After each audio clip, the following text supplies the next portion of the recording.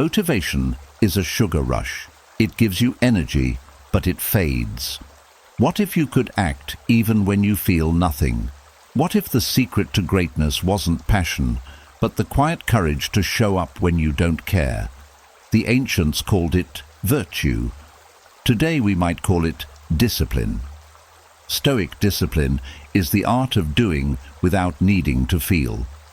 It's the muscle that moves you when inspiration dies, the bridge between who you are and who you could be.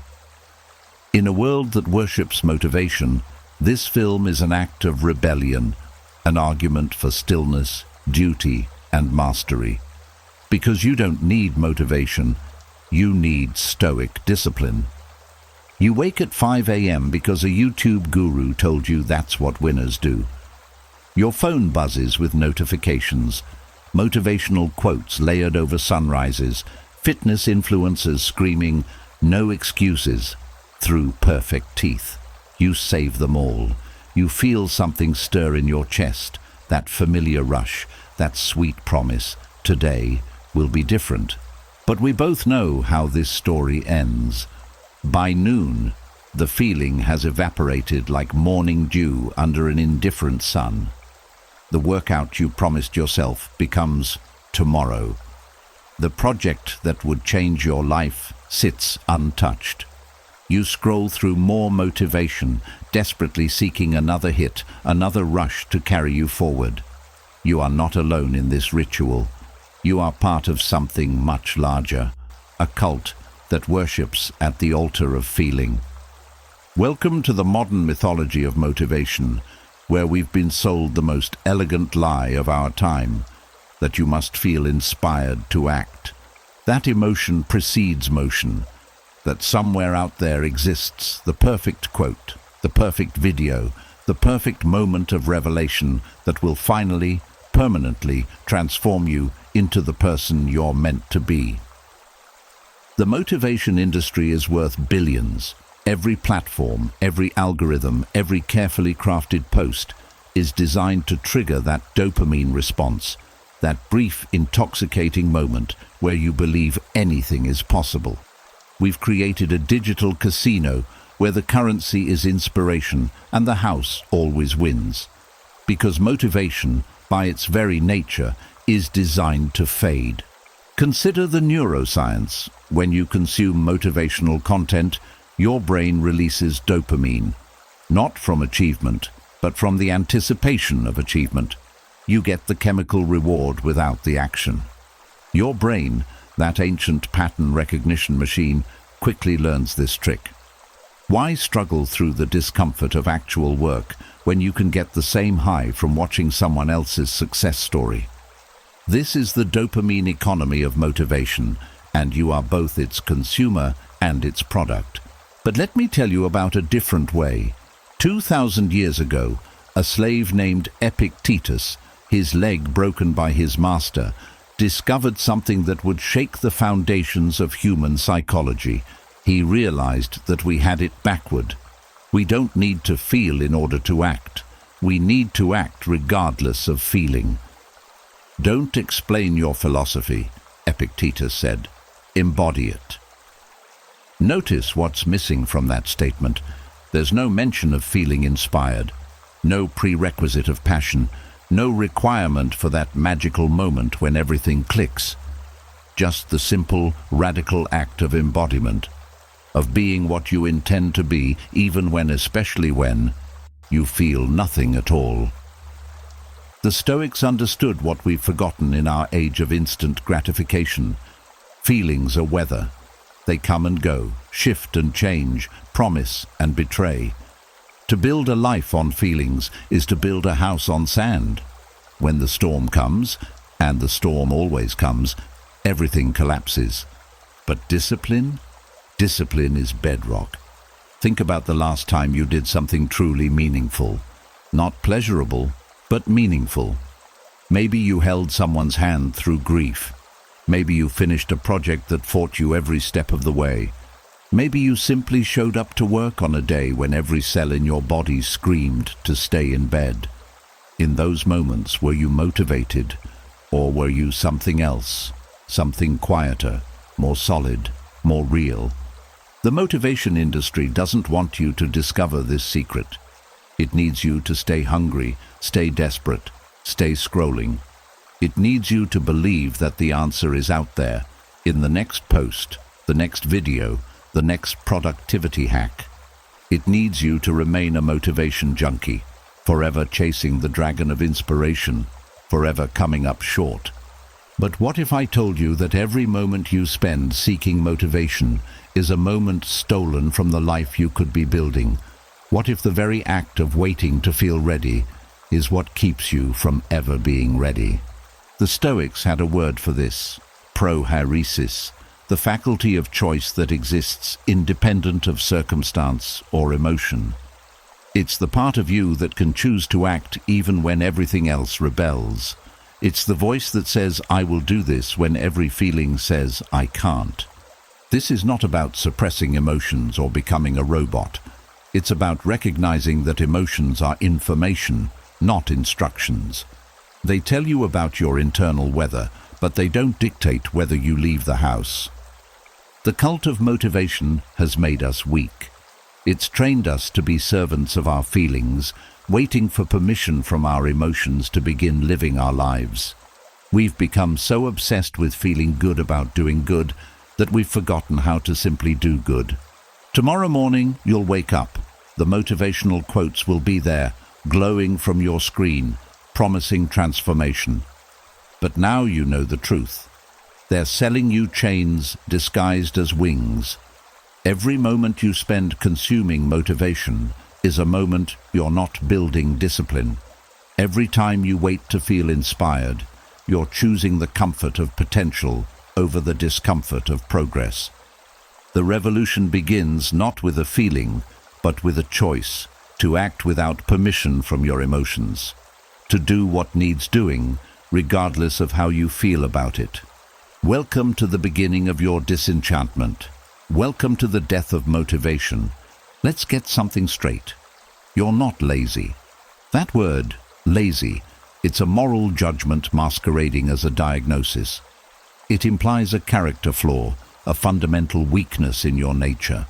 But laziness, as we understand it, doesn't exist. What exists is something far more interesting and far more solvable: the systematic avoidance of discomfort. Watch yourself closely the next time you procrastinate. Really watch. You'll notice something peculiar. You're not doing nothing. You're incredibly busy avoiding something. You clean your desk, organize your files, respond to non-urgent emails, research the perfect productivity system. You're a whirlwind of activity, all in service of not doing the one thing that matters. This isn't laziness. This is fear dressed in the costume of distraction. The behavioral psychologists have known this for decades, but somehow the message got lost in translation. B.F. Skinner discovered that action precedes emotion, not the other way around. When we act afraid, we feel afraid. When we act confident, we feel confident. The feeling follows the behavior like a shadow follows its owner. But we've built our entire self-improvement culture on the opposite assumption. We wait to feel motivated, to act motivated. We wait to feel confident, to act confident. We wait to feel ready to begin. And in that waiting, we find the perfect excuse for inaction. I'm just not feeling it today. Here's what actually happens in your brain when you face a task you're avoiding. Your amygdala, that ancient alarm system, fires off a warning. Danger, it says. Discomfort ahead. Your prefrontal cortex, trying to be helpful, starts generating stories to justify the alarm. You're not prepared enough. You need more research. Tomorrow would be better. You work better under pressure anyway. These aren't reasons. They're rationalizations. Your brain is doing what brains do best, keeping you safe from perceived threats. The problem is, in our modern world, the threats are largely imaginary. The email won't bite you. The gym won't attack you. The blank page won't kill you. But your brain doesn't know that. It's running software designed for saber-toothed tigers, In a world of spreadsheets, Jean-Paul Sartre, that cheerful existentialist, had a name for this phenomenon: bad faith. We convince ourselves that we have no choice, that we're victims of our circumstances or our feelings, because the alternative, that we're free and therefore responsible, is terrifying. Think about it. If you're truly free to act regardless of how you feel, then every moment of inaction is a choice. Every delayed project, every skipped workout, every important conversation you're avoiding, they're all choices, not failures of motivation, but decisions you're making. This is why freedom terrifies us. As Sartre wrote, we're condemned to be free, and rather than face that terrible freedom, we create elaborate prisons of our own making. We call them not feeling motivated, or being lazy, or waiting for the right moment, but they're all the same thing: the avoidance of the existential weight of choice. But here's where it gets interesting. Once you understand that laziness is just fear of discomfort, and that action creates emotion rather than waiting for it, a new possibility opens up. You can hack your own psychology. You can use your behavior to create your feelings rather than waiting for your feelings to permit your behavior. The Stoics knew this intimately. Marcus Aurelius, writing in his private journal while leading military campaigns on the frozen Danube frontier, didn't wait to feel like being emperor. He wrote, "At dawn, when you have trouble getting out of bed, tell yourself, I have to go to work as a human being. What do I have to complain of if I'm going to do what I was born for, the things I was brought into the world to do?" Notice the logic here, not I should feel motivated to get up, but I have work to do as a human being. The feeling is irrelevant, the duty remains. Modern psychology has actually validated this ancient wisdom. The technique called behavioral activation, used to treat depression, works on exactly this principle. Depressed patients who wait to feel better before acting remain depressed. But those who act despite not feeling like it, they recover. The action creates the emotion. The behavior shapes the experience. You've experienced this yourself, haven't you? The workout you didn't want to do, but felt great after. The project you dreaded starting, but found flow once you began. The difficult conversation you avoided for weeks that turned out to be transformative. In each case, the feeling followed the action. So why do we keep forgetting this lesson? Because the culture keeps telling us the opposite story. Every advertisement, every self-help book, every motivational speaker reinforces the myth that feeling must come first. They need you to believe this because it keeps you consuming, keeps you searching, keeps you buying the next solution. But you don't need another solution. You need to understand the problem. And the problem isn't that you lack motivation or that you're lazy. The problem is that you're waiting for permission from your emotions to begin living your life. Tomorrow, when you face that task you've been avoiding, remember, the discomfort you're feeling isn't a stop sign. It's just weather in your nervous system. You can act in any weather. You can move through the discomfort like walking through fog. It feels thick and impenetrable from a distance, but as you move through it, it parts around you, insubstantial as air. The psychology of laziness is actually the psychology of fear. And the antidote to fear isn't courage, it's action. Small, consistent, unglamorous action, taken without permission from your feelings. You're not lazy. You never were. You're just human, running ancient software in a modern world. But now you know the secret. You can update your programming, one action at a time, one choice at a time, regardless of how you feel about it. I remember the morning everything stopped making sense. Not dramatically, no crisis, no tragedy, no identifiable cause. I simply woke up and felt nothing. The alarm rang at 6 a.m. as always. The sun performed its daily miracle of rising. The world continued its ancient rotation, but inside, where motivation was supposed to live, there was only silence. Have you been there?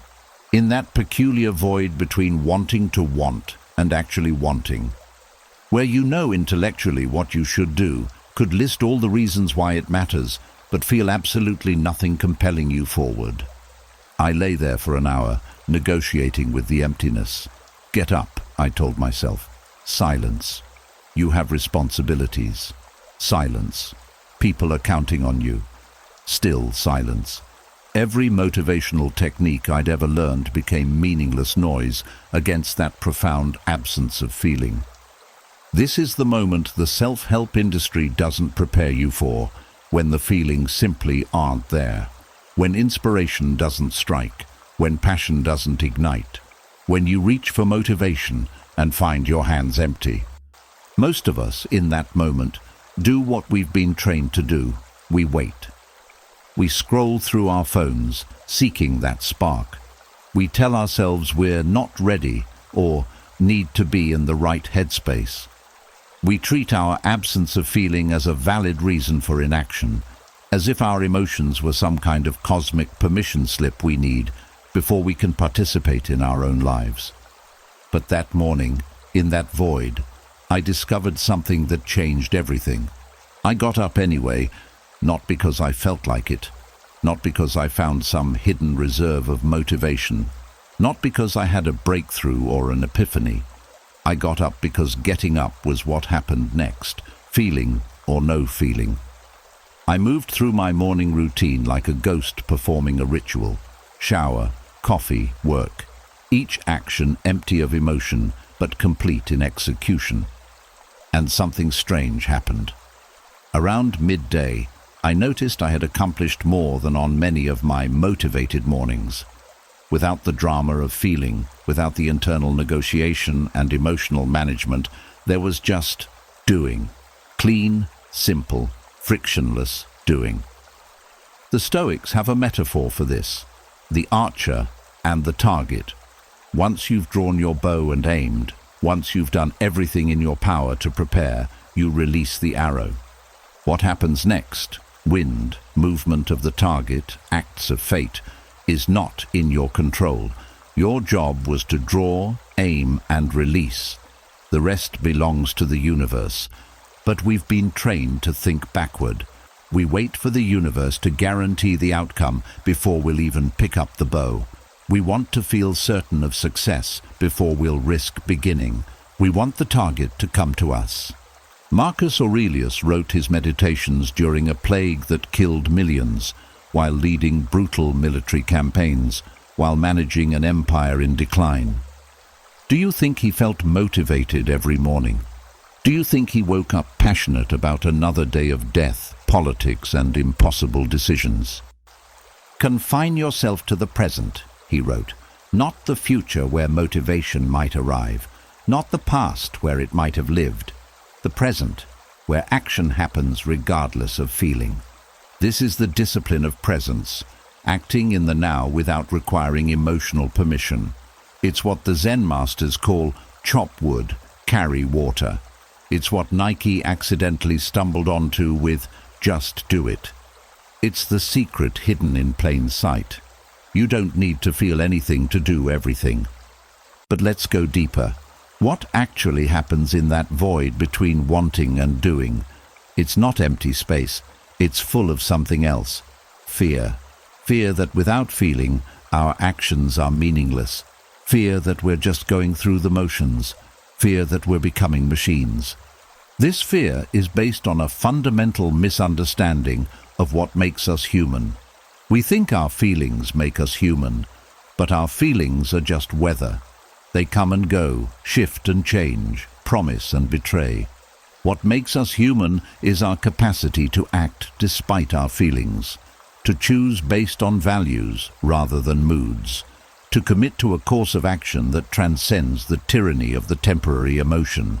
The void between wanting and doing isn't a problem to be solved. It's a space to be inhabited. It's where discipline lives. It's where character is forged.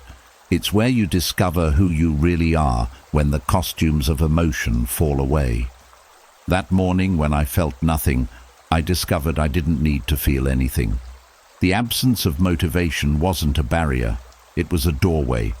On the other side was a different kind of power, quieter but more reliable than any feeling, the power to act without permission from my emotions. Since then, I've learned to recognize that void not as an enemy, but as a teacher. When feelings fail, and they will fail, regularly and without warning, you have a choice. You can wait for them to return, becoming a passive victim of your own internal weather. Or you can act anyway, discovering that your capacity for action was never dependent on your feelings in the first place. The archer doesn't need to feel inspired to draw the bow. The arrow doesn't need motivation to fly, and you don't need to feel anything to do what needs doing. Draw, aim, release. Let the feeling follow if it wishes. Your job is simpler than you've been told. Just do what comes next. Tomorrow morning, you might wake up feeling nothing. Good. That's your opportunity to discover what you're made of when the makeup comes off. That's your chance to meet yourself without the costume of emotion. That's when you'll learn that feelings were never your fuel. They were just noise you mistook for signal. Follow your passion might be the most destructive advice ever normalized by modern culture. We tell it to our children like it's wisdom. We repeat it to ourselves like it's medicine. We've built entire industries around helping people find their passion as if it were a lost set of keys, waiting to be discovered under some cosmic couch cushion. But passion is a tyrant dressed as a liberator, and we've handed it the keys to our kingdom. Consider what passion actually means, from the Latin passio, meaning suffering or enduring. The same root gives us passive and patient. Originally, passion meant something that happened to you, not something you chose. You suffered passion like you suffered illness. You endured it. You were its victim, not its master. Somewhere along the way, we inverted the meaning. We made passion into a prerequisite for meaningful action. We told entire generations that without passion, work is meaningless, relationships are empty, life is wasted. We created a world where those who don't feel passionate about their work are seen as failures, where those who act from duty rather than desire are dismissed as robots. But what happens when you make passion your master? You become its slave. Watch the passion-driven person carefully. They're on fire when the feeling is strong, absolutely unstoppable, for about 6 weeks. Then the passion shifts, as passion always does, and they're on to the next thing. They leave behind a graveyard of half-finished projects. Each one started with absolute conviction, each one abandoned when the feeling faded. They're not failures. They're victims of a culture that taught them to trust their most unstable guide. I know because I was one of them. I chased passion like an addict chases a high. Web design, photography, writing, entrepreneurship. Each new interest felt like the thing I was meant to do. I would dive in completely, buy all the equipment, read all the books, tell everyone about my new path. And then, inevitably, the passion would fade, the fire would die, and I would be left with expensive equipment and the familiar shame of another abandoned dream. The problem wasn't that I lacked commitment. The problem was that I had committed to the wrong master. I had made passion my guide in a world that requires persistence. Here's what the follow your passion crowd doesn't tell you. Passion is a luxury of the privileged. Tell the single mother working 3 jobs to follow her passion. Tell the immigrant supporting family back home to only do what they love. Tell the farmer whose crops are failing that they should find work that ignites their soul. They can't follow passion because they're following something more important, necessity, duty, responsibility.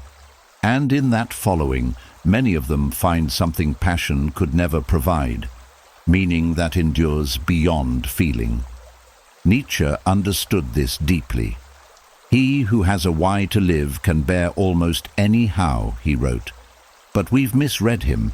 We think the why must be passionate, emotional, inspiring. We think it must make us feel alive. But Nietzsche's why was often brutal, difficult, unsexy. It was the why of the mountain climber who continues despite exhaustion. The why of the artist who creates despite poverty. The why of the philosopher who thinks despite isolation. Not passion, purpose, not feeling, will. The Stoics took this even further. They inverted Nietzsche's formula. He who masters the how will discover his why. Don't wait for passion to reveal your purpose. Master the mundane, and meaning will emerge from the mastery itself. Marcus Aurelius didn't passion his way to wisdom. He disciplined his way there. Day after day, campaign after campaign, crisis after crisis, he did what was necessary, not what he was passionate about. And in that doing, he discovered something passion could never have taught him. That meaning comes from meeting what life demands, not from following what you desire. This is the brutal truth about passion. It makes you weak. It teaches you to act only when you feel, to commit only when you're inspired, to persist only when it's enjoyable. But life doesn't care about your passion. Life demands action regardless of feeling. Life requires persistence through boredom, commitment through doubt, work through exhaustion. The person who can only act when passionate is like a sailor who can only sail in perfect weather, useless when the storm comes, and the storm always comes. But there's another way, an older way, a way that predates our modern obsession with feeling. It's the way of discipline, of duty, of what the Stoics called kathekon, appropriate action, regardless of feeling. The disciplined person doesn't ask, "What am I passionate about?" They ask, "What needs doing?" They don't wait for inspiration to strike. They show up and let consistency do what passion never could. Build something that lasts. Think about the things in your life that actually matter. Your relationships, your health, your character. Were these built on passion or persistence? Did you love your partner passionately every single day? Or did you choose them repeatedly through seasons of feeling and not feeling? Did you build your body through constant motivation or through showing up when you didn't want to? Passion is a sprint. Life is an ultra-marathon, and you can't sprint for 100 miles. The tyranny of passion is that it promises freedom, but delivers dependency. It promises fulfillment, but delivers frustration. It promises clarity, but delivers chaos. And worst of all, it promises that feeling good about what you do is more important than doing good in the world. Tomorrow, when someone tells you to follow your passion, remember what they're really saying. Only act when you feel like it. Only commit when it's easy. Only persist when it's fun. Remember that they're asking you to be a slave to your most fickle master.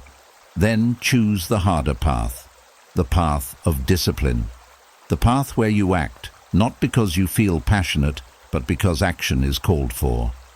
Where you persist, not because it's exciting, but because the work isn't finished. Where you commit, not because you're inspired, but because commitment is what transforms a life from a series of passionate moments into something resembling meaning. Passion is not your friend. It's a fair-weather companion who will abandon you when you need it most.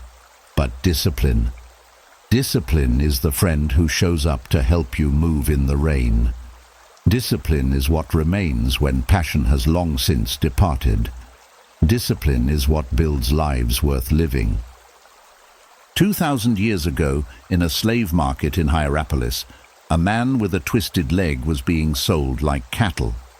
His name was Epictetus, and he would become one of history's greatest philosophers, not despite his circumstances, but because of how he chose to meet them. When his master twisted his leg until it broke, Epictetus reportedly said, "You will break it." And when it broke, he said simply, "I told you so." No anger, no self-pity, no drama, just the clear observation of cause and effect, and the radical acceptance of what is. This is Stoicism. Not the cold suppression of emotion that popular culture imagines, but something far more radical. The complete ownership of your response to life, regardless of what life throws at you. We need to understand something crucial here.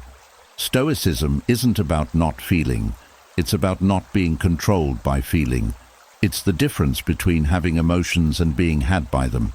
It's the recognition that between stimulus and response, there exists a space. And in that space lives your freedom. Marcus Aurelius knew this space intimately. Emperor of Rome at its height, the most powerful man in the known world, he could have had anything he wanted. Instead, he had everything he didn't want. A plague that killed millions, wars he didn't start but had to finish, a son who would destroy everything he built. His private journal, which we know as Meditations, reveals a man constantly returning to one central practice, the discipline of perception, action, and will. "You have power over your mind, not outside events," he wrote. "Realize this, and you will find strength." This isn't wishful thinking. It's a technology of the mind, as practical as engineering. The Stoics developed specific techniques, mental models, and practices designed to build what they called ataraxia, a state of robust tranquility that comes not from avoiding life's storms, but from developing an unshakable center. Seneca, the wealthy advisor to emperors, practiced poverty 1 week each month. He would sleep on the floor, eat only bread and water, wear his worst clothes, not as punishment, but as inoculation. Set aside a certain number of days, during which you shall be content with the scantiest and cheapest fare, with coarse and rough dress, saying to yourself the while, "Is this the condition that I feared?" By practicing hardship voluntarily, he removed its power to terrorize him. By choosing discomfort, he transformed it from something that happened to him into something he did. This is the crucial shift. From passive to active, from victim to agent, from "this is happening to me" to "I am working with what happens." The Stoics called this amor fati, love of fate, not resignation, but the active embrace of what is. It's the difference between being dragged by life and walking with it. As Epictetus taught, don't demand that things happen as you wish, but wish that they happen as they do happen, and you will go on well. But here's where Stoicism becomes truly revolutionary for our time. The Stoics didn't just accept reality, they used it. Every obstacle became an opportunity to practice virtue. Every setback became a chance to develop resilience. Every loss became a lesson in what truly matters. The impediment to action advances action. What stands in the way becomes the way, wrote Marcus Aurelius. This isn't motivational speaking, it's a complete inversion of how we typically think. We see obstacles as things that prevent us from getting what we want. The Stoics saw obstacles as the very things that develop who we are. Think about what this means for our modern cult of motivation. While everyone else is waiting to feel inspired, the Stoic is already moving. While others are seeking passion, the Stoic is building discipline. While others are avoiding discomfort, the Stoic is using it as fuel. Do what is necessary was the Stoic formula. Not what is passionate, not what is inspiring, not what feels good, what is necessary. And in doing what is necessary consistently, regardless of feeling, something magical happens. The feeling follows. This is why Stoicism is experiencing a renaissance in our time. In a world of infinite options and constant stimulation, we're drowning in possibility and starving for direction. In a culture that worships feelings, we're more anxious and depressed than ever. In an age that promises happiness through consumption, we're discovering that the more we chase happiness, the more it eludes us. The Stoics offer a different path: happiness through virtue, meaning through discipline, freedom through constraint. They teach us that we don't need to feel good to do good, that we don't need motivation when we have principle, that we don't need passion when we have practice. But Stoicism isn't about becoming emotionless. It's about becoming emotionally intelligent.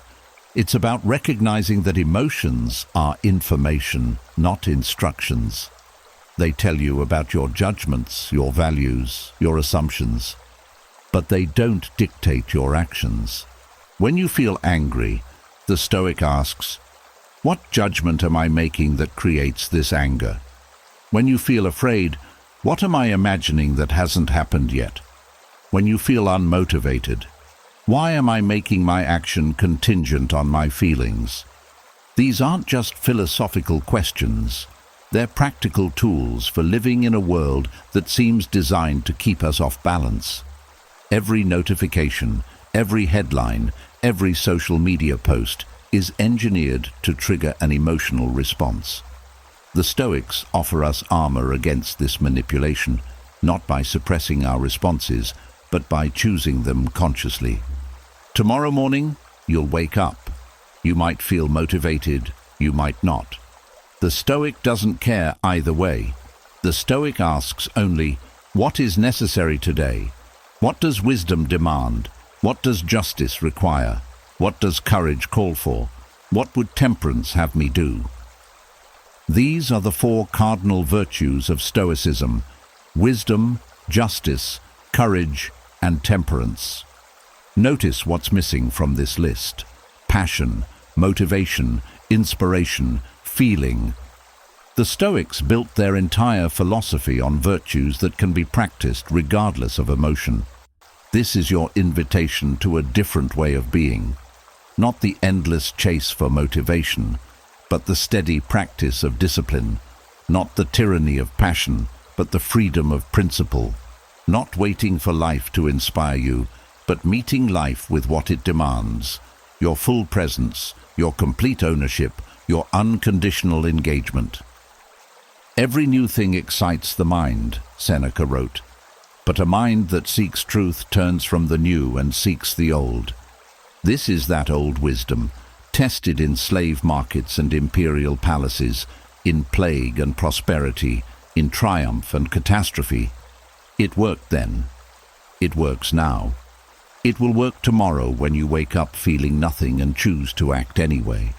Do what is necessary, and the feeling will follow. But even if it doesn't, you'll have done what is necessary, and in the end, that's all that matters. Welcome to Stoicism. Welcome to discipline. Welcome to freedom. There's a warrior inside you, not the kind that conquers nations or wins glory in battle. A different kind, older, quieter, infinitely more powerful. This warrior's battlefield is the space between your ears. Their enemy is not another person, but the chaos within. Their victory is not domination, but discipline. This warrior has been sleeping, buried under years of comfort-seeking and motivation-chasing. But they're still there, waiting. And today, we wake them up. Let me be clear about what discipline actually is, because we've been taught to fear it. We imagine drill sergeants and punishment, rigid rules and joyless compliance. We think discipline means external control, someone or something forcing us to act against our will. But that's not discipline. That's obedience. And obedience is for slaves. True discipline is internal order. It's the arrangement of your inner world in such a way that right action flows naturally from right thinking. It's not about forcing yourself to do things you hate. It's about restructuring your mind so that what needs doing becomes what you choose to do. The cognitive behavioral therapists stumbled onto this truth while trying to treat depression. They discovered the cognitive triangle. Thoughts influence feelings. Feelings influence behaviors. Behaviors influence thoughts. a perfect circle, each element affecting the others. Most people try to change their feelings directly, an exercise in futility. But change your thoughts or your behaviors, and the feelings follow like obedient dogs. The Stoics knew this 2,000 years before CBT existed. They called it the discipline of desire, the discipline of action, and the discipline of assent. Master what you want, what you do, and what you accept as true, and you master yourself. But here's where the warrior metaphor becomes essential. This isn't passive acceptance or gentle redirection. This is combat. Your undisciplined mind will fight you. It will scream, negotiate, manipulate, and sabotage. It will use every trick it knows to maintain the comfortable chaos of following feelings. Picture a blacksmith's forge. The iron doesn't want to become a sword. It resists the heat, the hammer, the pressure. Every strike is violence against its current form. But the blacksmith doesn't stop when the iron resists. The resistance is part of the process. The heat and pressure aren't destroying the iron, they're revealing what it could become. You are both the iron and the blacksmith. The part of you that resists discipline is the raw material. The part that insists on discipline is the craftsman.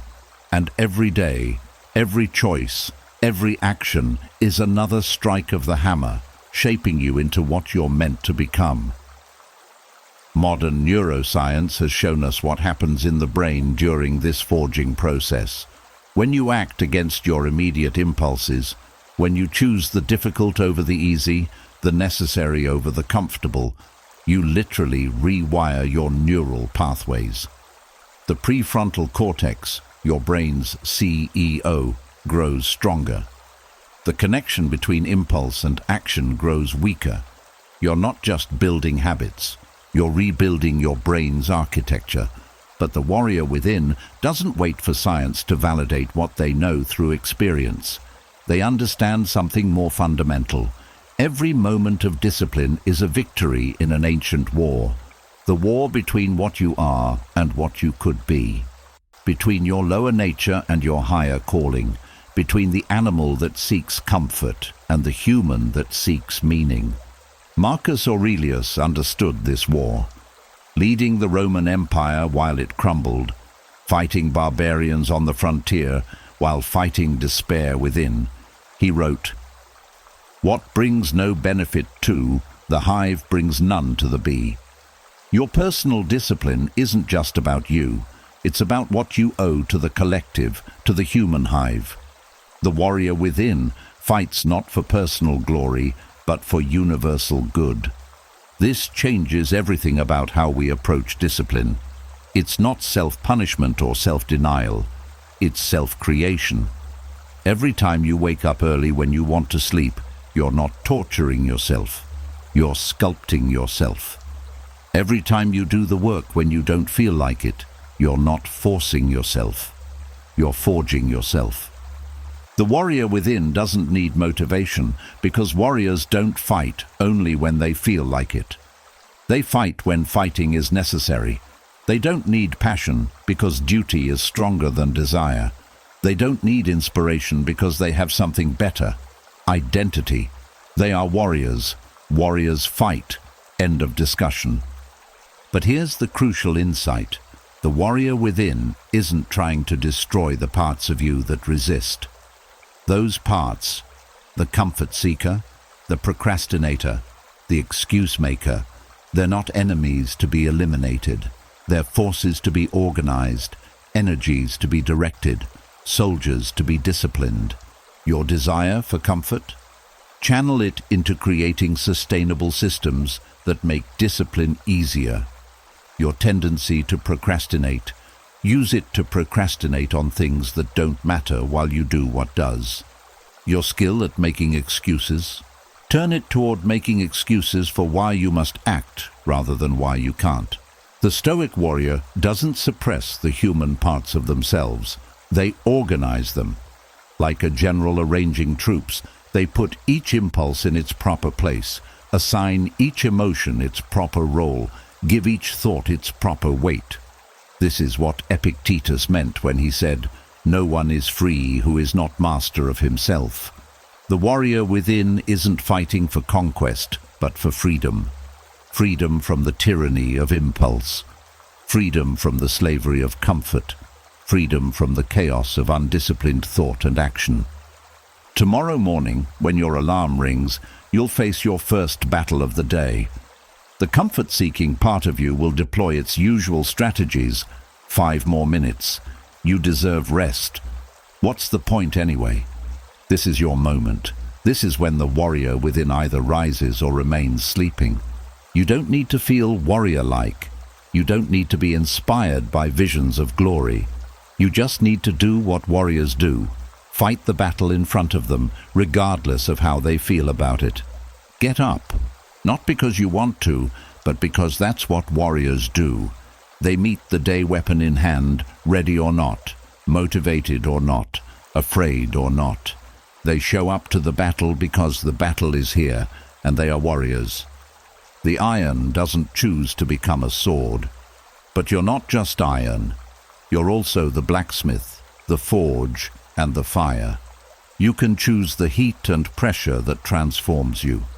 You can choose to wake the warrior within, and once that warrior wakes, once they taste the freedom that comes from discipline, they never go back to sleep. They become who you really are when all the comfortable lies fall away. They become your truest self, ordered, purposeful, unstoppable. You are completely free. This is the most terrifying truth you'll ever encounter. Jean-Paul Sartre spent his entire philosophical career trying to make humanity face this terror. "Man is condemned to be free," he wrote, "because once thrown into the world, he is responsible for everything he does. No escape clauses, no exceptions, no excuses." We hate this truth so much that we've built entire civilizations to avoid it. We create systems, hierarchies, ideologies, anything to avoid the crushing weight of absolute responsibility. We say, "I had no choice. I was just following orders. That's just how I am. I couldn't help it." Lies. All lies. Comfortable lies, but lies nonetheless. The Stoics and existentialists converge on this point like two rivers meeting at the sea. You are radically, terrifyingly, absolutely free, and therefore you are radically, terrifyingly, absolutely responsible. Every action, every inaction, every excuse, they're all choices, and you own them all. But here's where discipline transforms from burden to liberation. Once you accept total responsibility, you gain total power. Not power over others or over circumstances, but power over the only thing that matters, your response to existence. Viktor Frankl discovered this in the concentration camps. Stripped of everything, family, possessions, dignity, hope, he found the one thing that couldn't be taken. Everything can be taken from a man but one thing, the last of human freedoms, to choose one's attitude in any given set of circumstances, to choose one's own way. This isn't inspirational poster philosophy. This is the hardest truth you'll ever swallow. Because if Frankl could find choice in Auschwitz, what excuse do you have in your comfortable life? If he could exercise freedom in the face of absolute oppression, what's stopping you from exercising it in the face of mild discomfort? The answer is nothing except your own refusal to accept the weight of freedom. Sartre called this refusal bad faith, the lie we tell ourselves to avoid responsibility. We pretend we're things instead of beings. We say, "I'm just not a morning person," as if morning person were a species, not a choice. We say, "I can't help how I feel," as if feelings were weather that happened to us rather than responses we create. Every time you say "I can't," you're lying. What you mean is "I won't," or "I choose not to," or "I value something else more." Every time you say "I have to," you're lying. What you mean is I choose to because the alternative is worse. You don't have to go to work. You choose to because you prefer employment to homelessness. You don't have to be patient with your children. You choose to because you value their well-being over your convenience. This isn't semantic games. This is the difference between slavery and freedom. The disciplined person has made peace with this radical freedom. They've stopped pretending they're victims of circumstance, prisoners of personality, slaves to their nature. They've accepted the terrible, beautiful truth. I am choosing this, all of it, every moment. Freedom is not doing what you want, the Stoics taught. It's wanting what you do. Read that again. Freedom isn't the ability to follow every whim, to satisfy every desire, to avoid every discomfort. That's not freedom. That's slavery to impulse. True freedom is the ability to want what you're already doing, to choose what's already happening, to will what must be done. This is where discipline and freedom become one. The disciplined person doesn't follow their desires, they create them. They don't wait to want to exercise. They choose to want it. They don't hope to feel like working.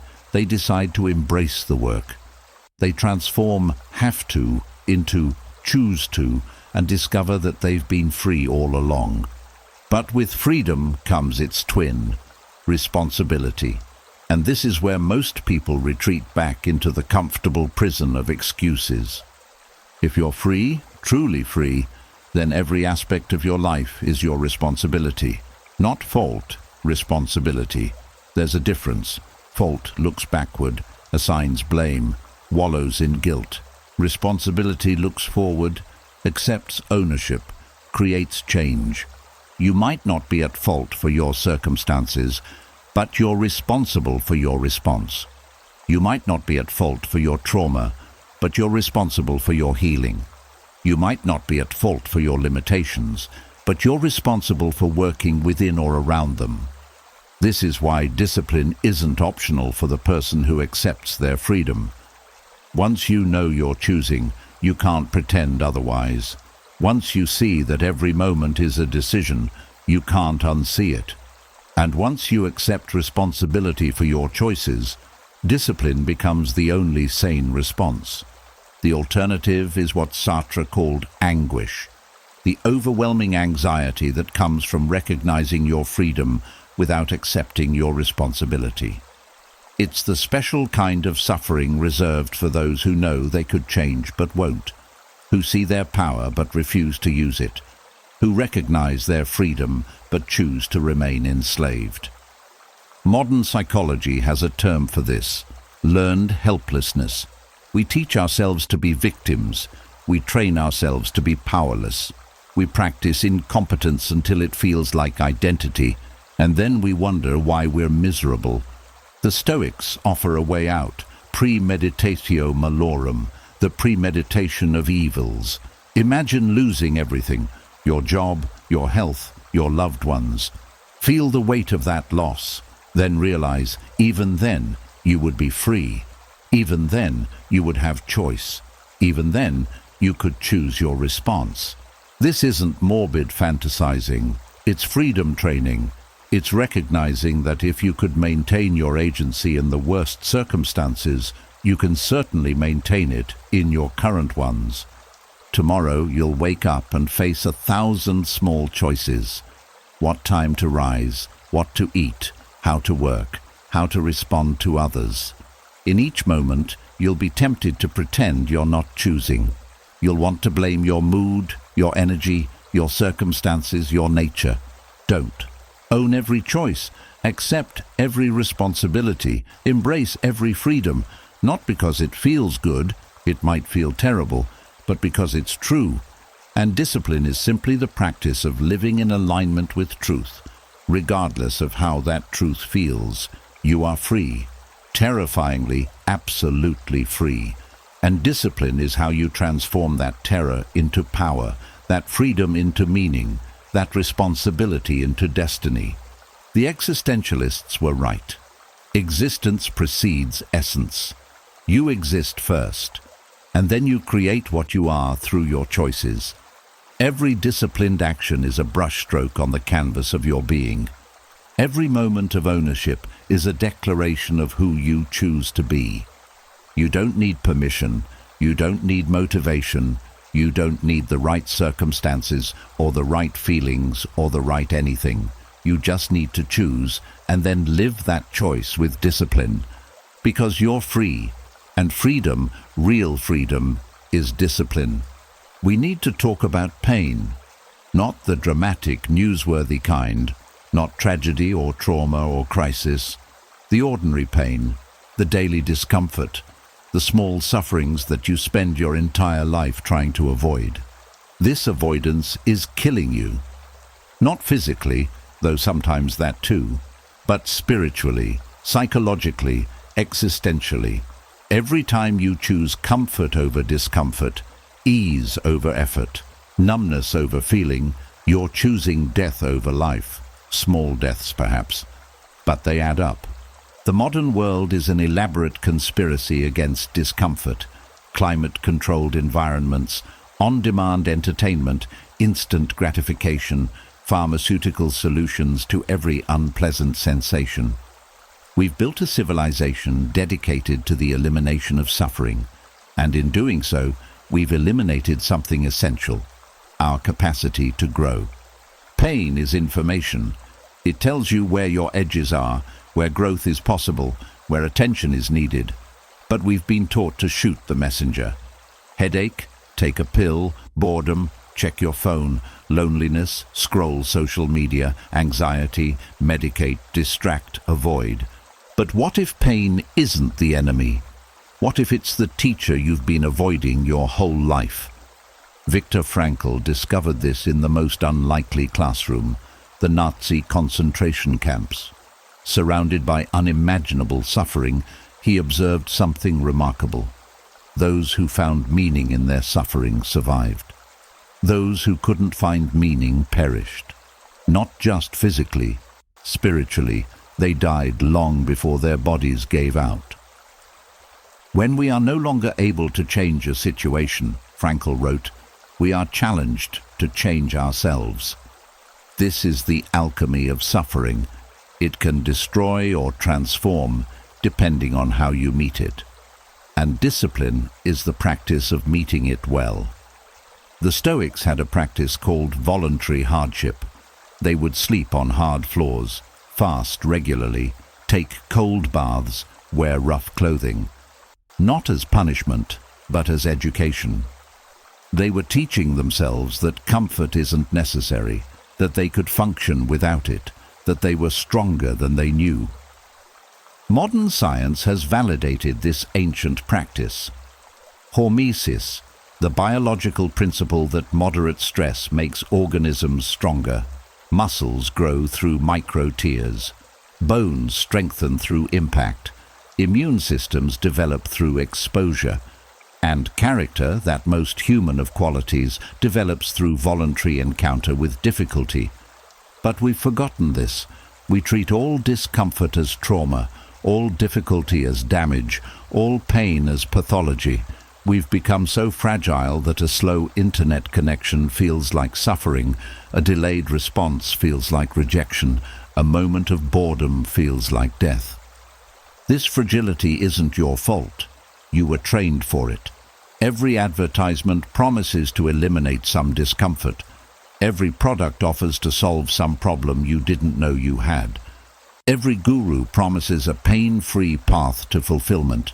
You've been taught that pain is always bad, always to be avoided, always a sign that something is wrong. But pain isn't always a signal to stop. Sometimes it's a signal to pay attention. Sometimes it's a signal to push through. Sometimes it's not a signal at all. Just the sensation of being alive in a body, in a world, in relationship with reality.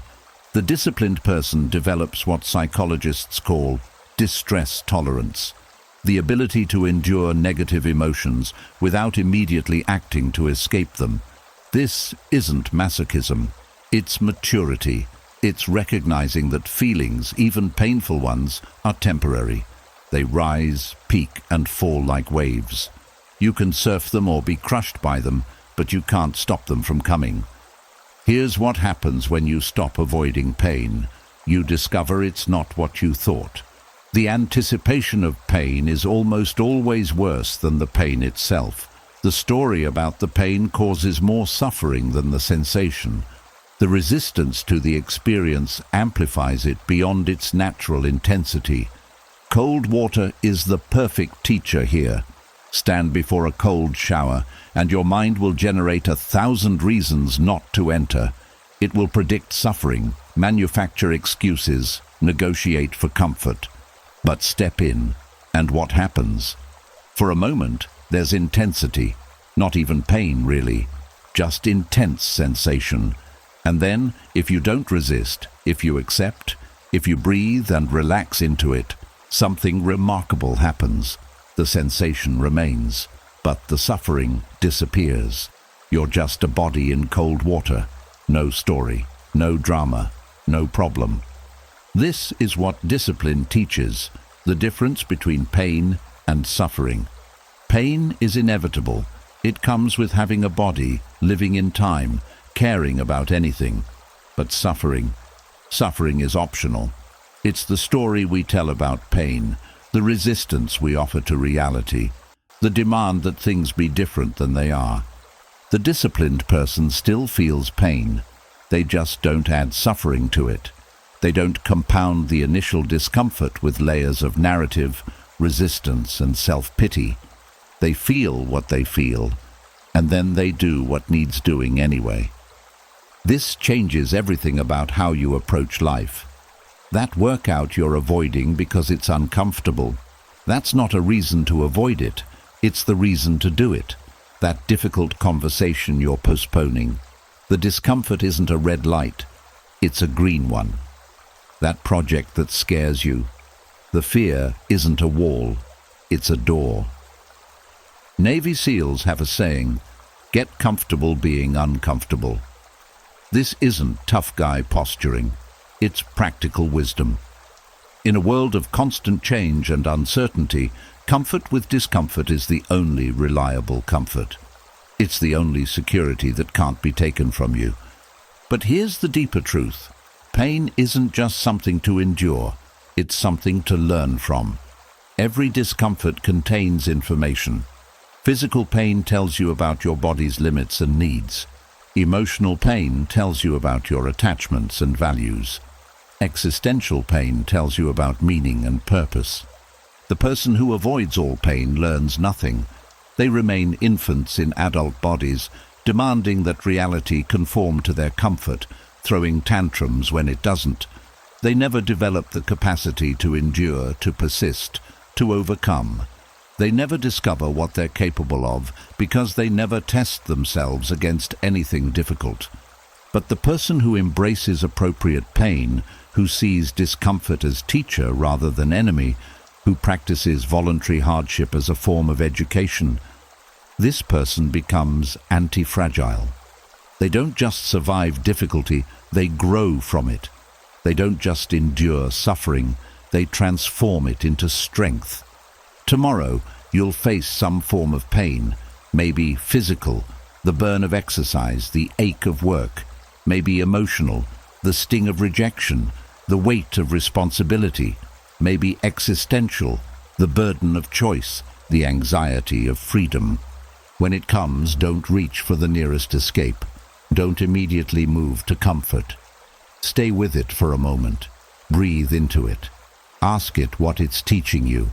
Thank it for the lesson. Then do what you need to do, not despite the pain, but informed by it. This is what discipline makes possible. A different relationship with the inevitable difficulties of existence, not seeking suffering, but not fleeing from it either. Not glorifying pain, but not demonizing it. Simply accepting it as part of the curriculum of being human. Pain is a teacher. Discipline is how you attend the class. At 4:30 a.m., before the world wakes, before the chaos begins, before your mind has time to generate excuses, you rise. Not because you're a morning person, not because you feel inspired, but because you've decided that this is what happens at 4:30 a.m. You rise. This is a ritual, not a habit, though it may look like one from the outside. A habit is something you do automatically. A ritual is something you do deliberately, with presence, with intention, with reverence for the act itself. Habits are about efficiency. Rituals are about transformation. The modern world has forgotten the power of ritual. We've replaced it with routine, soulless repetition designed for productivity. We've optimized our mornings for speed, our work days for output, our evenings for consumption. But in losing ritual, we've lost something essential, the daily practice of creating order from chaos.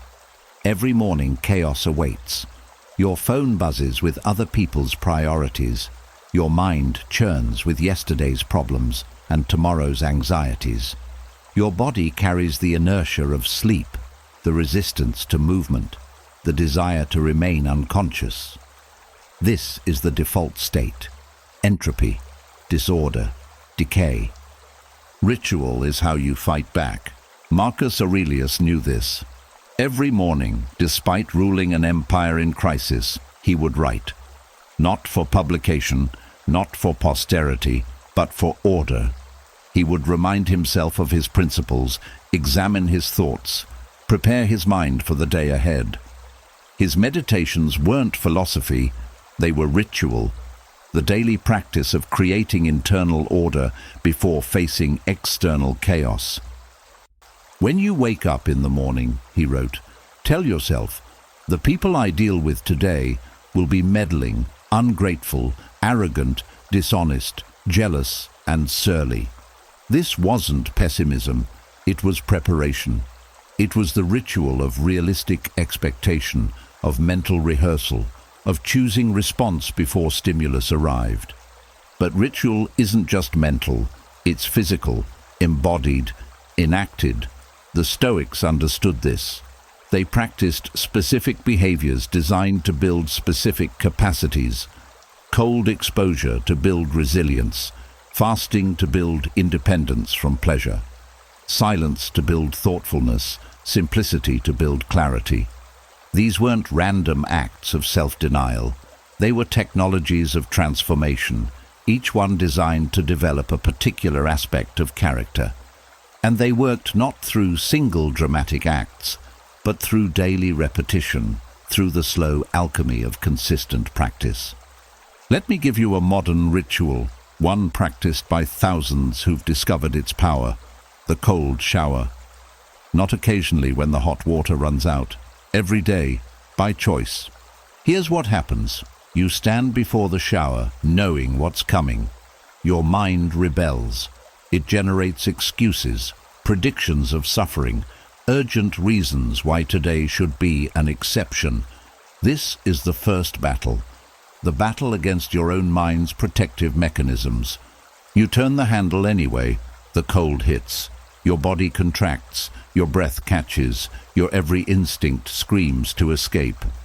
This is the second battle, the battle against your body's reflexive responses. You stay, you breathe, you relax into the discomfort. Your body adapts, your mind settles. What seemed unbearable becomes simply intense, then simply sensation, then simply what's happening. This is the victory. Not over the cold, but over your own resistance to reality. The whole process takes 3 minutes, but in those 3 minutes, you've practiced everything that matters: choosing discomfort, overriding impulse, accepting reality, adapting to challenge, discovering capability. You've won the first victory of the day, and it's not even 5 a.m. This is why rituals matter. They're practice runs for life. They're controlled encounters with difficulty. They're daily proofs that you're stronger than your impulses, more capable than your comfort zone, more resilient than your fears. But rituals of order go beyond physical practices. They include the ritual of planning, sitting each Sunday to design your week, not hoping it goes well, but deciding how it will go. The ritual of reflection, reviewing each day not for judgment but for learning, asking what went well, what could improve, what will I do differently. They include the ritual of silence, periods of deliberate quiet in a world designed to be loud, not checking your phone for the first hour of the day, not filling every moment with podcasts and audiobooks, allowing space for thought, for processing, for the subtle voice of wisdom that only speaks in silence. They include the ritual of presence, moments of deliberate attention in a world of constant distraction. When you eat, just eat. When you walk, just walk. When you listen, just listen. No multitasking, no optimization, just the radical act of doing one thing completely. Each morning, you choose your philosophy. Not through words, but through actions. Do you reach for your phone or your journal? Do you feed your body or numb it? Do you create or consume? Do you act or react? These choices aren't neutral. They're votes for who you're becoming. Every ritual of order is a declaration. I am not at the mercy of chaos. I create structure. I choose discipline. I author my days. But here's what most people miss.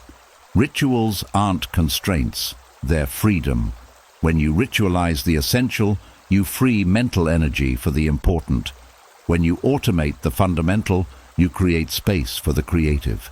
When you structure the predictable, you prepare for the unexpected. The person without rituals wakes up every day and has to decide everything.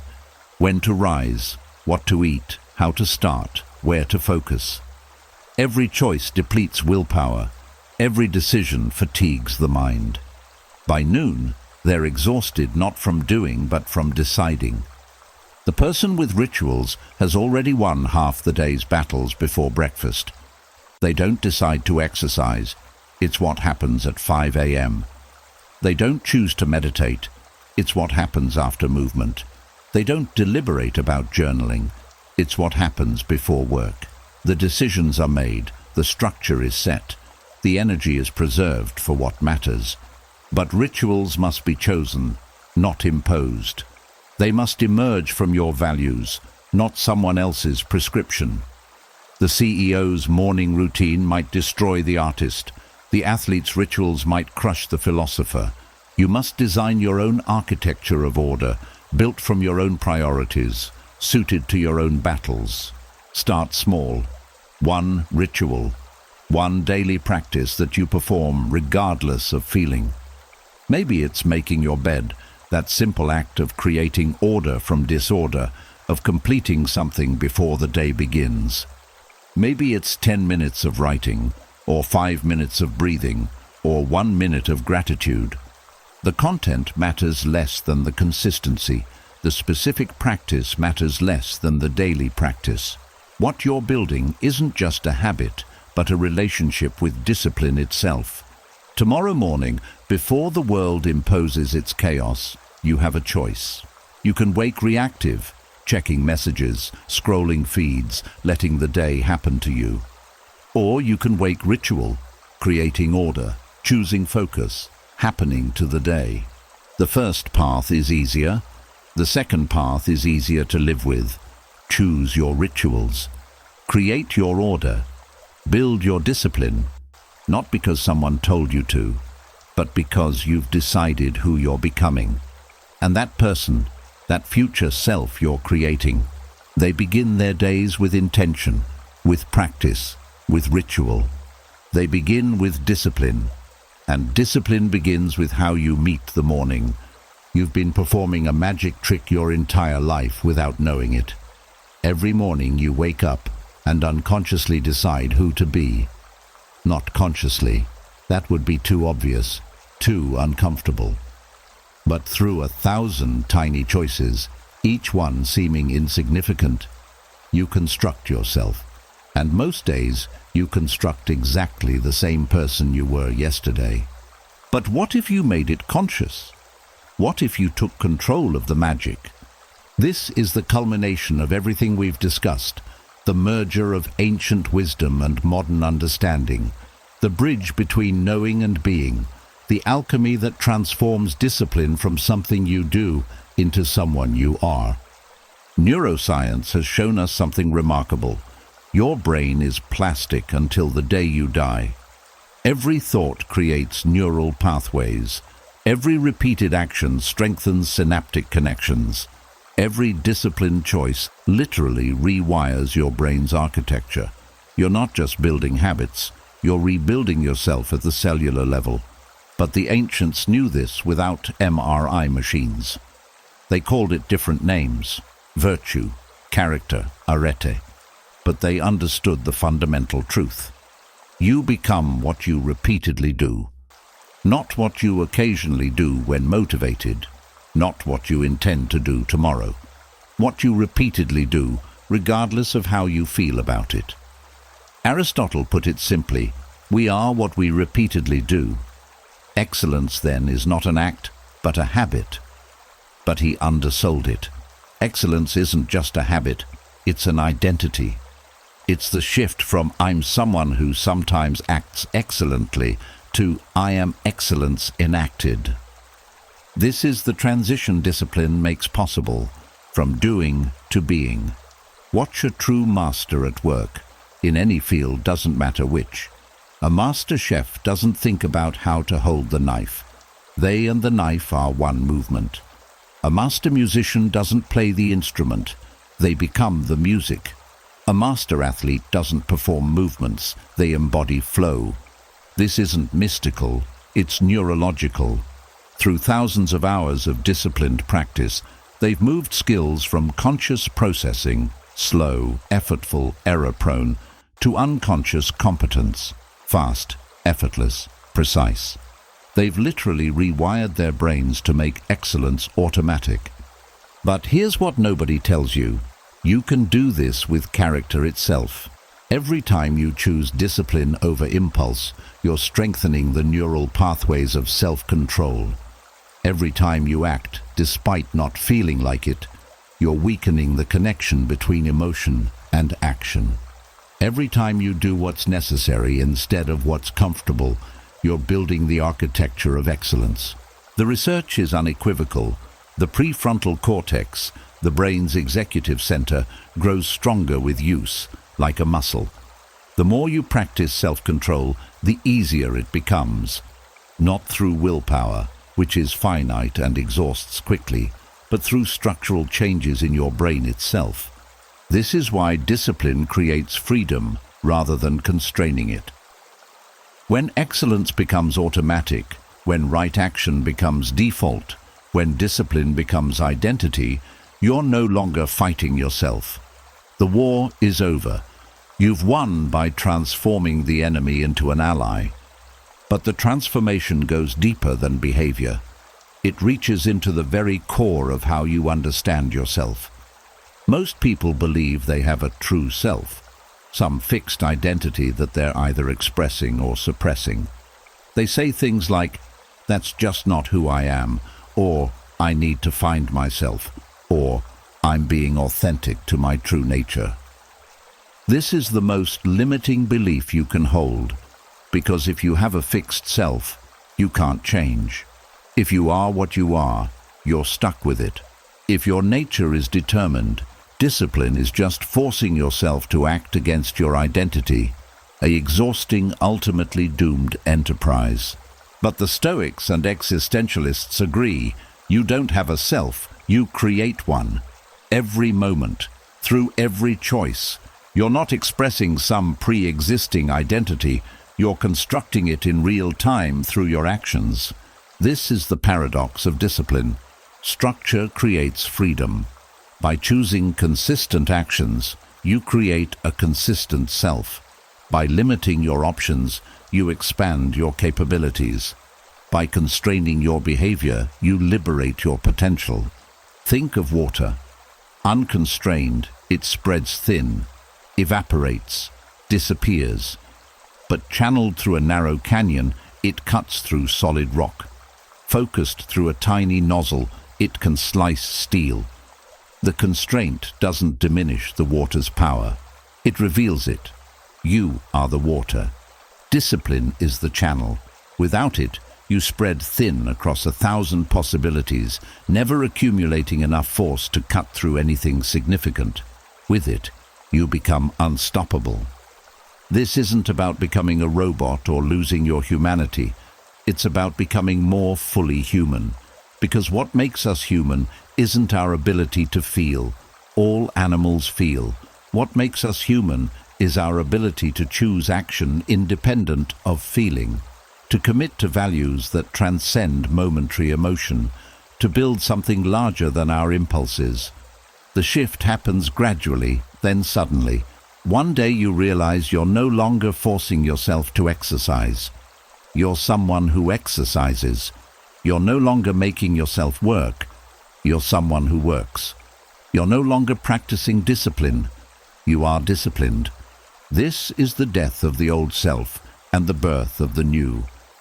Not through dramatic transformation or spiritual awakening, but through the slow, patient accumulation of disciplined actions. Each one insignificant in itself. Together they amount to revolution. But here's the final secret. This isn't a destination you reach. It's a process you maintain. The moment you think you've arrived, you begin to decay. The moment you stop practicing discipline, you start losing it. Excellence isn't an achievement, it's a practice. Mastery isn't a state, it's a relationship. Marcus Aurelius knew this. Even as emperor, even after decades of philosophical practice, he continued his daily disciplines. He knew that character, like muscle, atrophies without use. That wisdom, like skill, fades without practice. That discipline, like love, requires daily renewal. You are not your emotions, he reminded himself. You are your actions. This isn't a rejection of emotion. It's a proper ordering. Emotions inform but don't control. They're weather you experience, not commands you obey. They're part of your experience but not your identity. Your identity is what you do consistently. Your character is what you choose repeatedly. Yourself is what you create daily through disciplined action. Tomorrow, you'll wake up and perform the magic trick again. You'll construct yourself through 1,000 small choices. But now, you know the secret. Now you see the mechanics. Now you can choose consciously what you've been creating unconsciously. Will you construct the same person you were yesterday? Reactive, comfort-seeking, motivation-dependent? Or will you build someone new, disciplined, purposeful, free? The choice is yours. It always has been. Discipline just makes it conscious. And consciousness, combined with consistent action, is the most powerful force in the human universe. It's the force that turns animals into humans, humans into heroes, heroes into examples for all who come after. You don't need motivation for this transformation. You don't need to feel ready. You don't need perfect circumstances or ideal conditions or anyone's permission. You just need to begin, and then continue, and then continue continuing, regardless of how you feel about it. Because discipline isn't something you have, it's something you are, and you become it one choice at a time. There's a janitor who cleans the hospital floors at 3 a.m. Every night, while the world sleeps, he moves through the corridors with his mop and bucket, erasing the day's chaos, preparing clean surfaces for tomorrow's healings and heartbreaks. No one sees him work. No one knows his name. He doesn't post about his consistency on social media. He doesn't need motivation quotes to show up. He just does. He is a hero. Not the kind we celebrate, but the kind we depend on. This is what discipline looks like in its mature form. Not the fierce warrior battling inner demons, not the philosopher contemplating existence, but the quiet practitioner doing what needs doing, day after day, without fanfare, without recognition, without needing to feel special about it. We've lost sight of this kind of heroism. We celebrate the exceptional, the dramatic, the visible. The entrepreneur who built a billion-dollar company, the athlete who broke the record, the influencer who transformed their life and documented every moment. But these stories, while inspiring, have obscured a deeper truth. Most heroism is invisible. Most discipline is quiet. Most strength never makes the news. Consider the single mother who wakes at 5 a.m. to prepare lunches, works 2 jobs to pay rent, helps with homework despite her exhaustion, and still finds energy to read a bedtime story. She doesn't feel heroic, she feels tired. But the gods, as Marcus Aurelius would say, see effort, not emotion. They see the choice to continue when continuation seems impossible. They see discipline in its purest form, love enacted through exhausted action. Or the craftsman who spends decades perfecting his trade, not for fame or fortune, but for the quiet satisfaction of work well done. Each day he arrives at his workshop, picks up his tools, and continues the slow refinement of skill.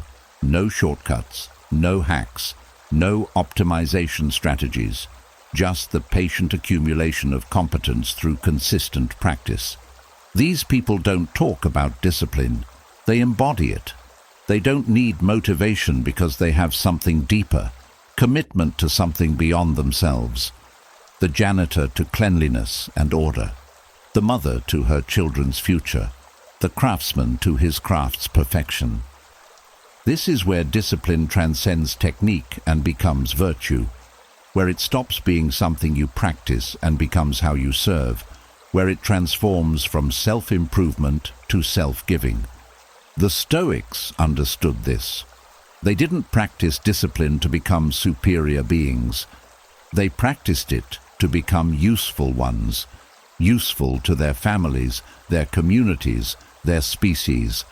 They understood that personal excellence without social contribution is just sophisticated selfishness. What brings no benefit to the hive brings none to the bee, Marcus Aurelius wrote. Your discipline isn't just about you.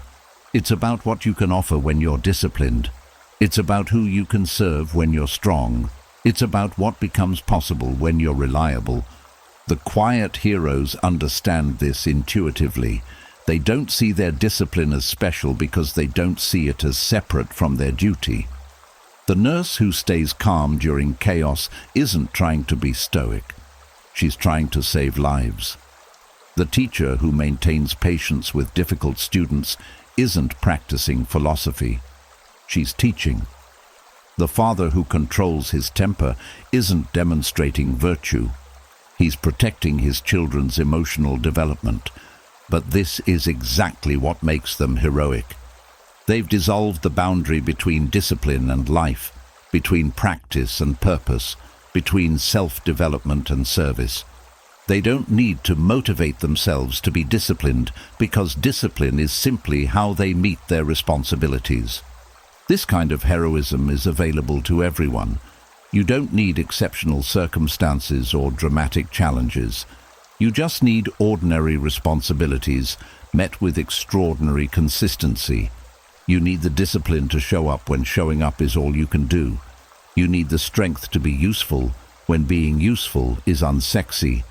The gods see effort, not emotion. They see the father who plays with his children after a crushing day at work. They see the student who studies despite doubt about the future. They see the elderly woman who maintains her garden despite arthritis. They see you every time you choose duty over desire, service over self-pity, continuation over quitting. These acts don't feel heroic in the moment. They feel like Tuesday, like doing the dishes, like answering the email, like showing up to the meeting you don't want to attend. But heroism isn't a feeling, it's a fact. The fact of choosing action when inaction would be easier. The fact of serving when selfishness would be understandable. The fact of continuing when stopping would be justified. The quiet hero doesn't announce their discipline. They don't need others to know they woke up early, that they're tired, that they're struggling. They carry their burden without making it everyone else's. They solve problems without creating drama. They suffer without performing their suffering. This isn't about suppressing struggle or pretending everything is fine. It's about containing your chaos so it doesn't spill onto others. It's about being the stable point in an unstable world. It's about becoming someone others can depend on, especially when they can't depend on themselves. The janitor finishes his shift as the sun rises. The hospital begins to wake. Doctors arrive, nurses change shifts, patients stir. None of them think about the clean floors beneath their feet. But those floors, that foundation of cleanliness and order, make everything else possible. The life-saving surgery happens in a sterile environment because someone maintained that sterility. The healing happens in clean spaces because someone created those spaces. This is what your discipline does. It creates the conditions for life to flourish. Your life and the lives you touch, not dramatically, not visibly, but essentially. You become the clean floor others stand on, the stable foundation others build upon, the quiet strength others lean against without knowing they're leaning. Tomorrow, you won't feel like a hero. Heroes in movies feel heroic. Chest swelling, music rising, purpose clarifying. But real heroes just feel Tuesday. They feel tired. They feel ordinary. They feel the weight of ordinary responsibilities ordinarily met. But they meet them anyway, without fanfare, without recognition, without needing to feel special about it. Because that's what heroes do. They show up, they serve, they continue, and the gods see effort, not emotion. They see you. Your phone contains more information than entire civilizations possessed. Every notification brings news from distant continents, outrage from strangers, demands from everywhere and nowhere. You live in an attention economy where your focus is the product and distraction is the business model. This isn't just information overload, it's emotional assault, designed and optimized by algorithms that know your triggers better than you do. How do you practice Stoicism in this? Marcus Aurelius dealt with plague, war, and political intrigue. But he never faced an engineered outrage machine in his pocket, vibrating with calculated urgency every few minutes. He never confronted an economy built on emotional manipulation, where your anxiety is someone's revenue stream, where your anger is someone's engagement metric. The ancient Stoics had to maintain equanimity in the face of actual physical danger. We have to maintain it in the face of manufactured psychological chaos. In some ways, our challenge is harder. You can run from a tiger, you can't run from the internet. But the principles remain sound, perhaps more necessary now than ever. The Stoic practices aren't outdated, they're prophetic. They're exactly what we need to remain human in an environment designed to make us reactive machines. Start with the fundamental recognition. Most of what demands your attention doesn't deserve it. The breaking news that breaks nothing but your concentration.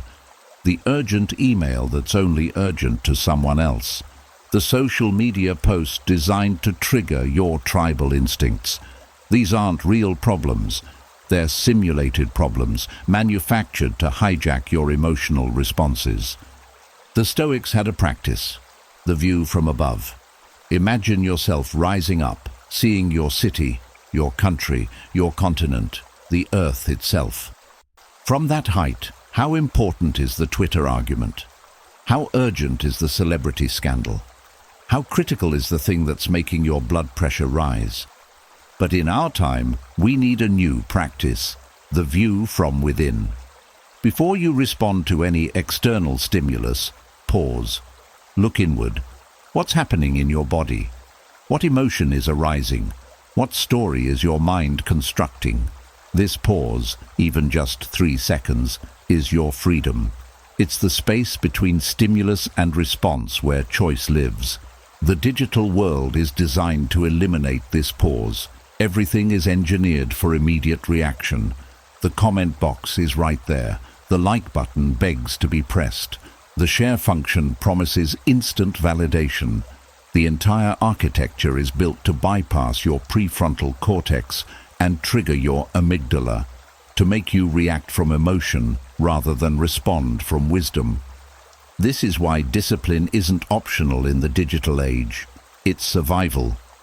Without it, you become a puppet, your strings pulled by whoever can trigger the strongest emotional response. With it, you become something increasingly rare, a human being capable of considered response. The Stoics teach emotional detachment, but this is widely misunderstood. It doesn't mean not feeling. It means not being controlled by feeling. It means experiencing emotion without becoming emotion. It means maintaining a stable center while the surface churns with temporary weather. In our context, this becomes practical psychology. When you read something that triggers anger, you can feel the anger without becoming angry. You can notice it, name it, examine it, and then choose your response based on principle rather than passion. I'm experiencing anger rather than I am angry. The emotion becomes information, not identity. This detachment is psychological armor in an attention war. Every platform, every app, every notification is weaponized to penetrate this armor. They use your own psychology against you, your need for validation, your fear of missing out, your tribal loyalties, your status anxieties. But when you maintain Stoic detachment, these weapons lose their power. You can observe them without being wounded by them. The discipline to stay human amidst the noise requires specific practices. First, boundaries. The Stoics controlled what entered their minds through selective attention. We must be even more rigorous. This means specific times for checking messages, not constant availability. It means curating your inputs, not consuming whatever the algorithm serves. It means choosing silence over stimulation, especially in the morning and evening when your mind is most vulnerable. Second, perspective. Every crisis presented to you through a screen is simultaneously the most important thing in the world and completely irrelevant to your actual life. The war in a distant country matters immensely to those living it, and not at all to your ability to be kind to your neighbor. The political scandal is both a genuine problem and not your problem to solve through angry posting. Third, purpose. In a world of infinite distraction, only clear purpose provides direction. The Stoics lived according to virtue, wisdom, justice, courage, temperance. What do you live according to? Without a clear answer, you'll be swept along by whatever current is strongest. With a clear answer, you can navigate any chaos. The outrage economy depends on your participation. It needs you angry, afraid, addicted to the next hit of indignation. But you can opt out. Not by avoiding technology, that's neither practical nor necessary, but by using it rather than being used by it, by maintaining human agency in systems designed to erode it. This is modern Stoicism, not the rejection of the contemporary world, but the disciplined engagement with it. Using technology without becoming technological. Consuming information without being consumed by it. Participating in digital culture while maintaining analog wisdom. The ancient Stoics spoke of the cosmic city, the idea that all humans are citizens of the same universal community. The internet promised to create this cosmic city.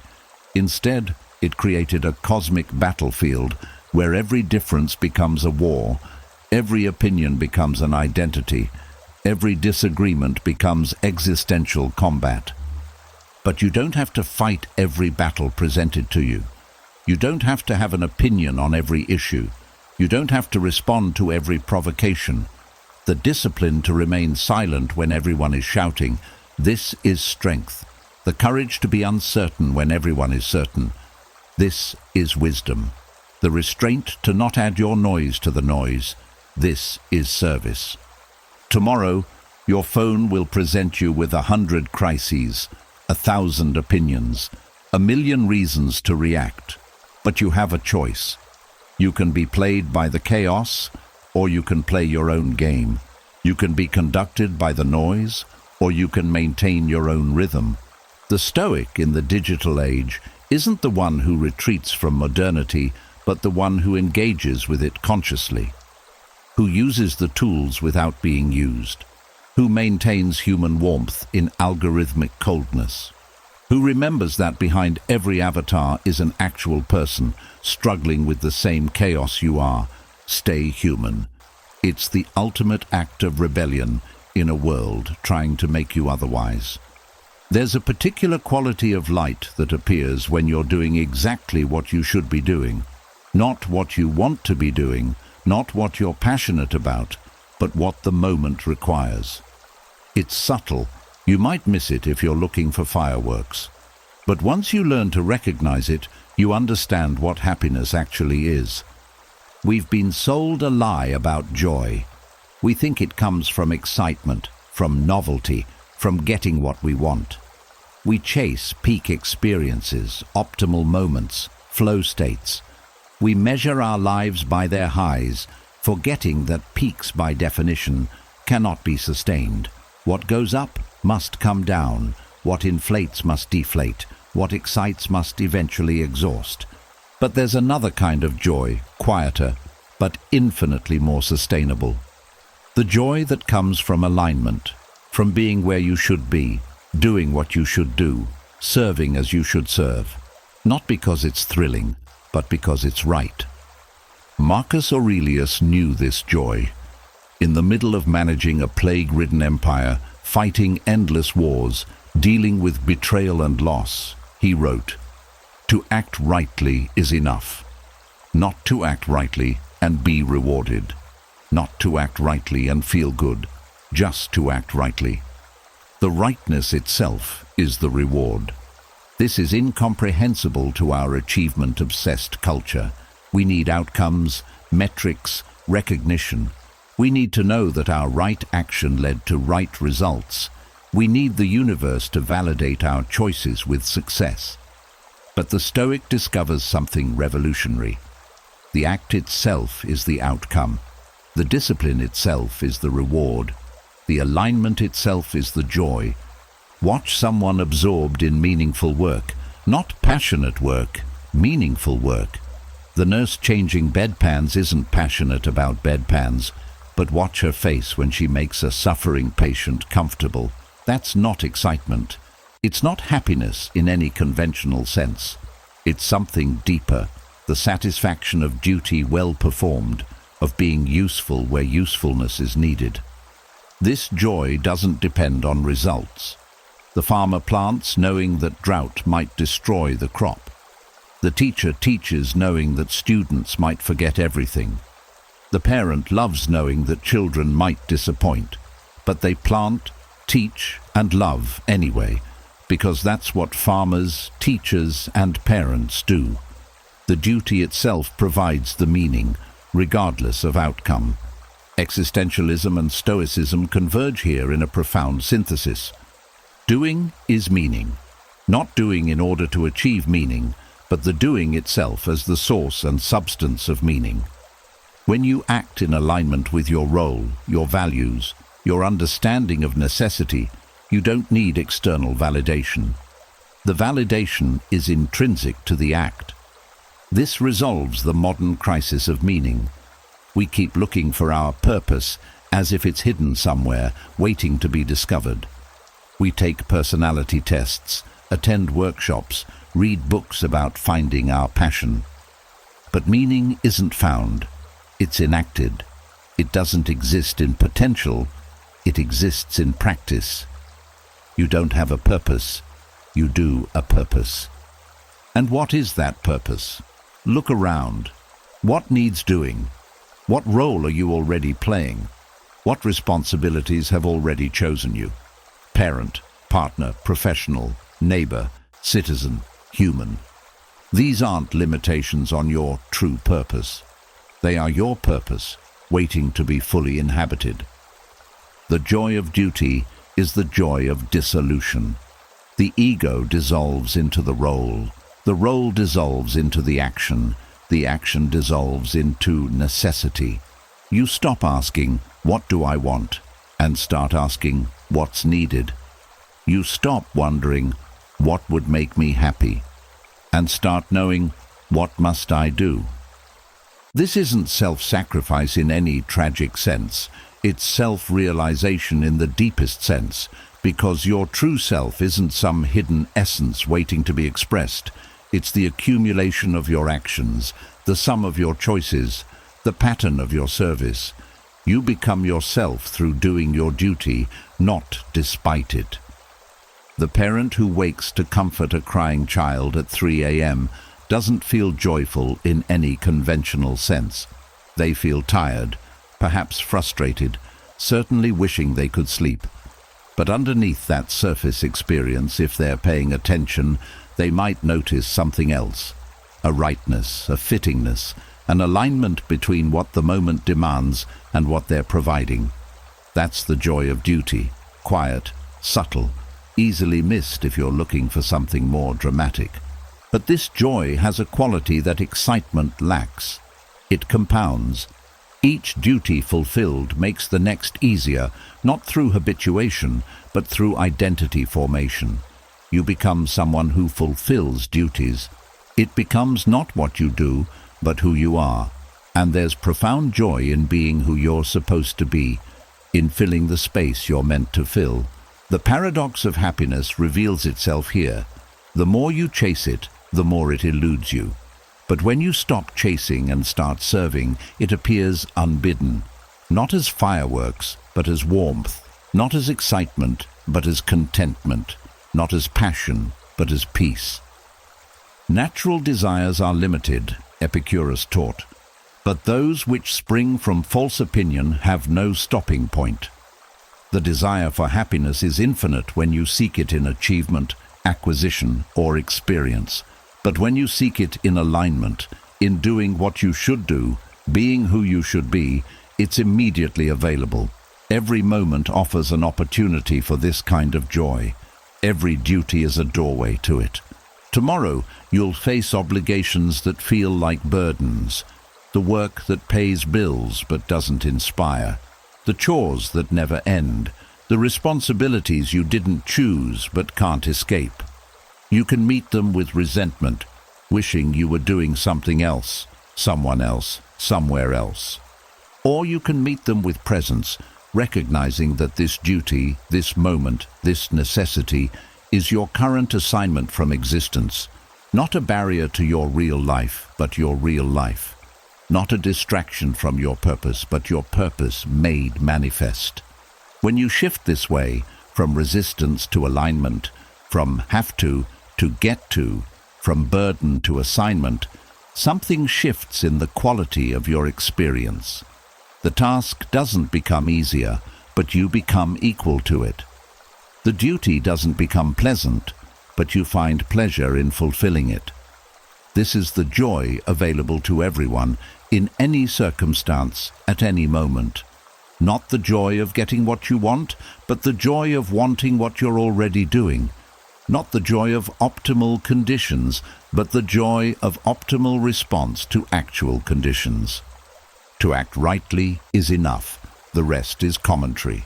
The phone call comes at 2 a.m. The diagnosis arrives on a Tuesday. The job ends without warning.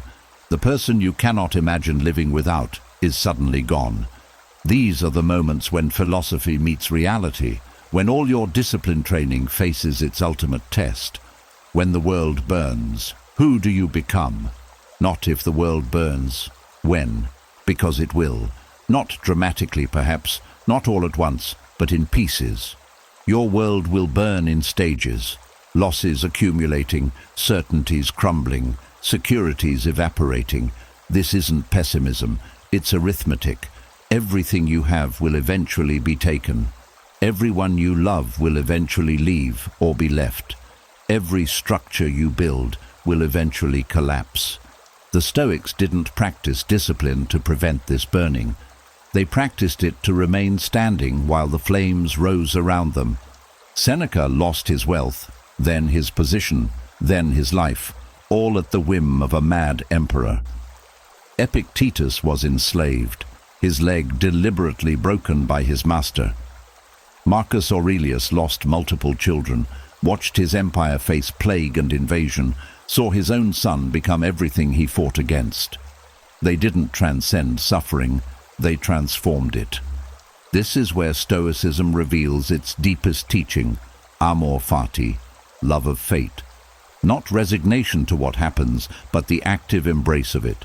Not, this happened and I must accept it, but this happened and it is mine to use.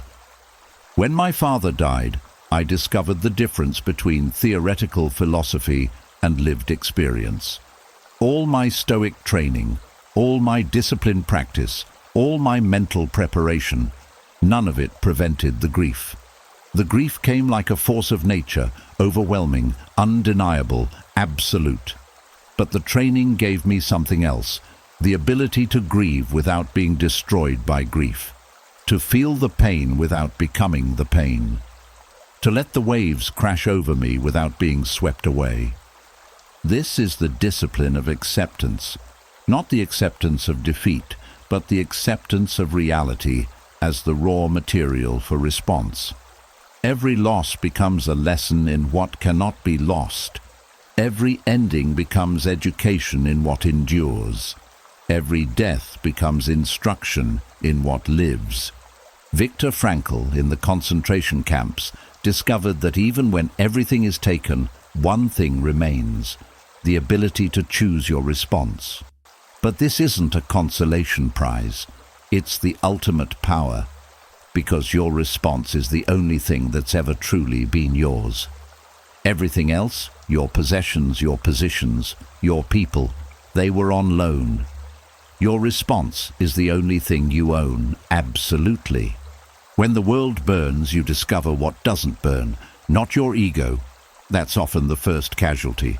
Not your plans, they turn to ash. Not your illusions, they evaporate in the heat. What doesn't burn is something deeper, quieter, more essential. Call it consciousness, call it witness, call it the observing self. It's the part of you that can watch your own suffering without being identical to it. This isn't dissociation or emotional numbness. It's the opposite. Full feeling combined with full awareness.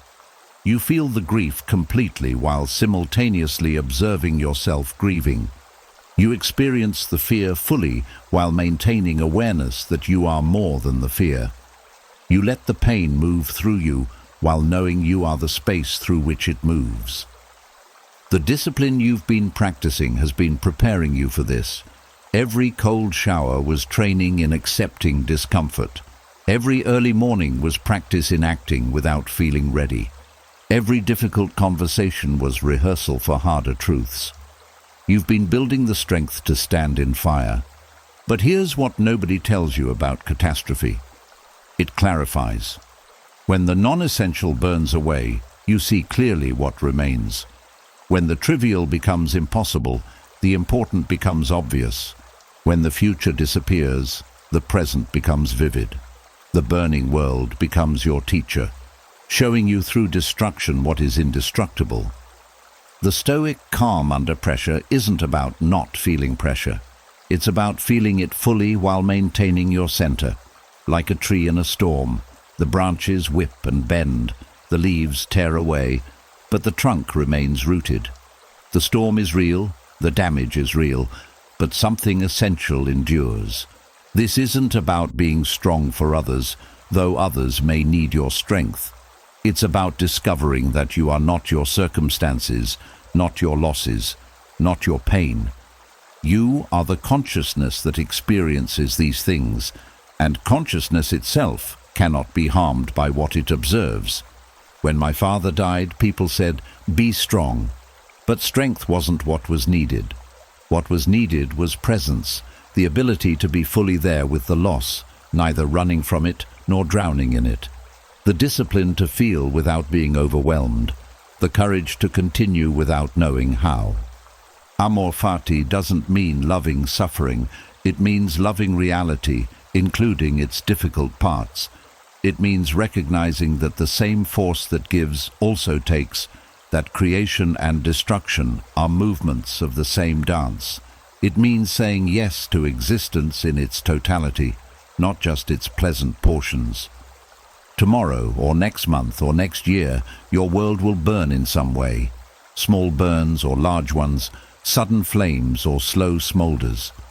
When it happens, you'll have a choice. You can rage against the burning, exhaust yourself fighting fires that can't be fought. Or you can stand in the flames and discover what doesn't burn.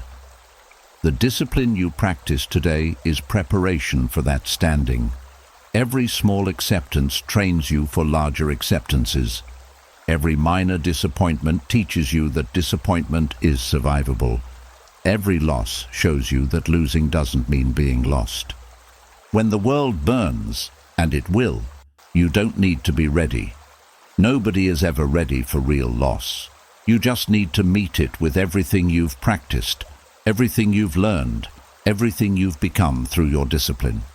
The flames will rise, you will remain, not unchanged.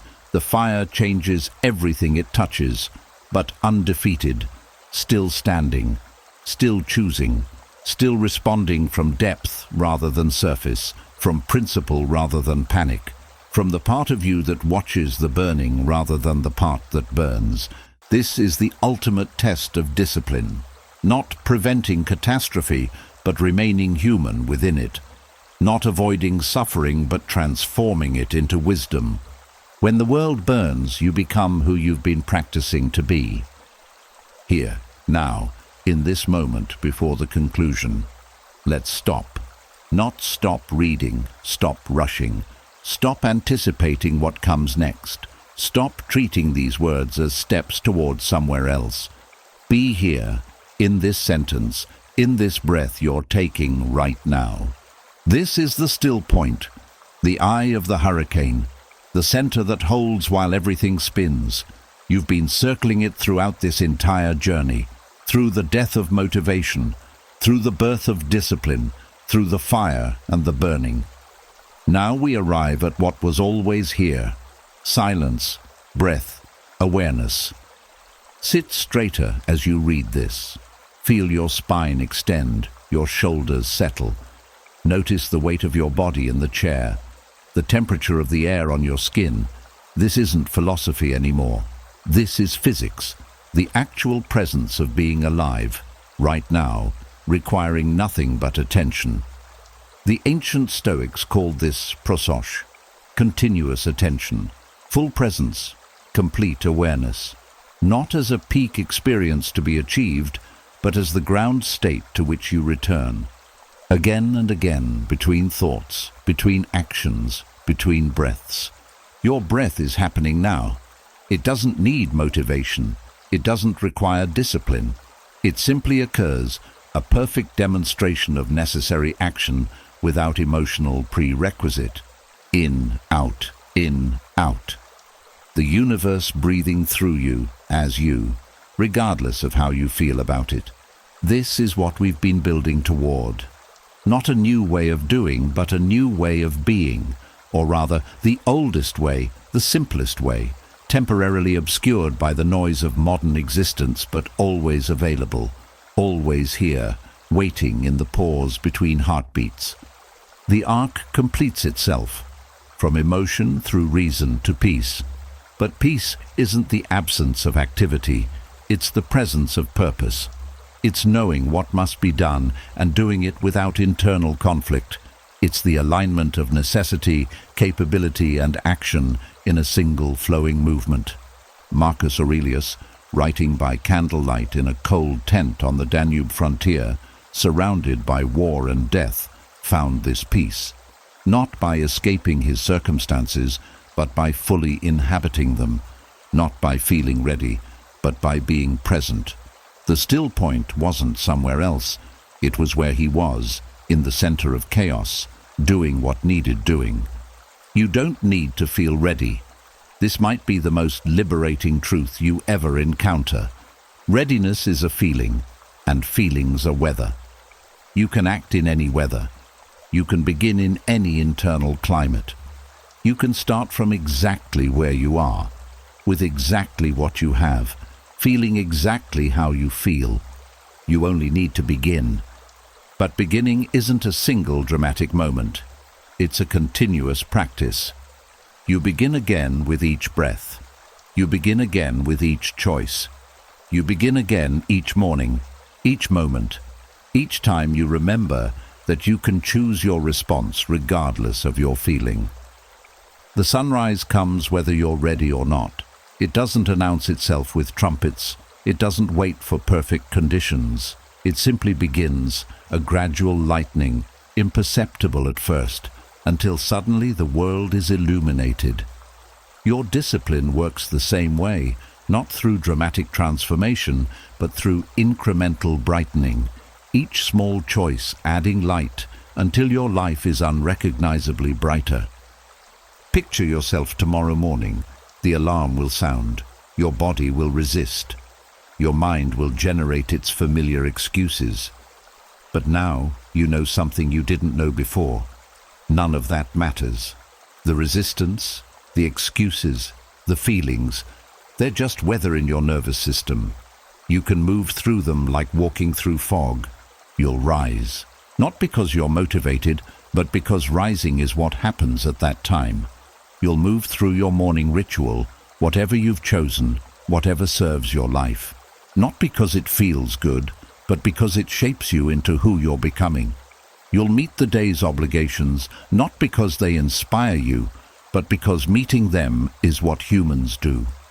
And in that doing, that simple, unglamorous, unmotivated doing, you'll discover the still point of power. The place where you're not pushed by need or pulled by want, but simply acting from center.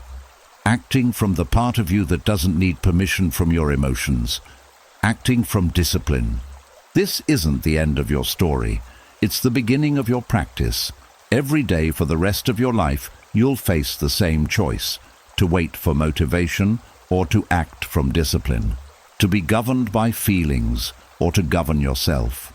To drift with the current or to row toward your chosen shore. Some days you'll fail.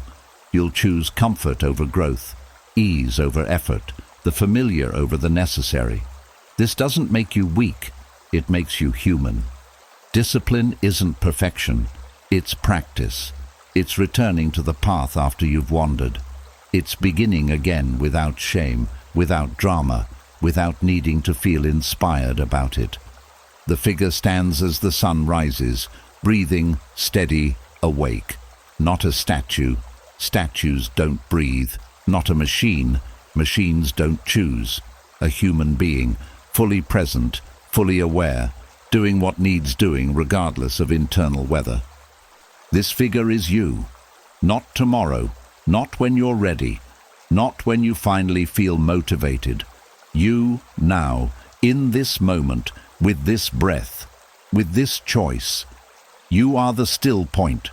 You are the power. You are the discipline you've been seeking. The world spins on, chaotic, demanding, never stopping. But you've found the center, the eye of the storm, the place of power that doesn't depend on external conditions or internal feelings. You've discovered that discipline isn't something you achieve, but something you practice. Not something you have, but something you are. Every breath is an opportunity to return to this center. Every choice is a chance to practice this power. Every moment is an invitation to begin again. You don't need motivation. You never did. You need what you've always had, but perhaps never recognized. The capacity to act regardless of feeling, to choose regardless of circumstance, to begin regardless of readiness. You need discipline. And discipline needs nothing but your decision to practice it. Now, with this breath, with this choice, with this moment, begin.